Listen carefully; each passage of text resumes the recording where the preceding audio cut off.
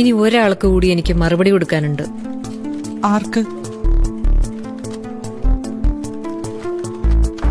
Hello, ആ ഞാനിപ്പോ ബസ്സിലാ. ഒരു മേന കേട്ടോ, 7 രൂപ. നമ്മുടെ വല്യമ്മയെ കണ്ടില്ലല്ലോ. അവരെന്തോ വയ്യാണ്ട് കിടക്കാന്ന് അറിഞ്ഞത്. എന്തു പറ്റി? വയറ്റിലെന്തോ മുഴയോ മറ്റോന്നാ പറഞ്ഞത്. കുറച്ച് കുഴപ്പാന്ന് തോന്നണേ. ചേട്ടാ ഒരു പള്ളി നോക്ക്. It's viral.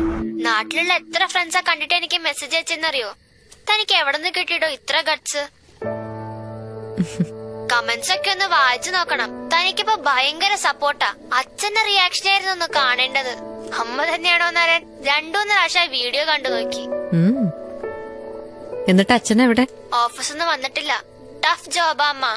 ചില ദിവസമൊക്കെ ഒത്തിരി ലേറ്റ് ആവും. എന്നാൽ എന്തിനമ്മ നമ്മുടെ വെജിറ്റബിൾ ഗാർഡൻ മാറ്റുന്നത്? അത് അവിടെയുള്ള എന്ത് രസായിരുന്നു.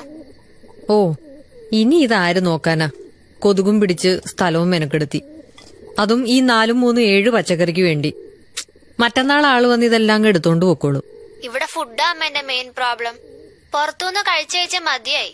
ചിലപ്പോ എനിക്ക് കരച്ചില് വരും. കുറച്ച് ചോറും കറിയുമ്പോഴൊന്ന് പാഴ്സൽ അയക്കാൻ പറ്റിയിരുന്നെങ്കിൽ എന്ത് നല്ലതായിരുന്നല്ലേ.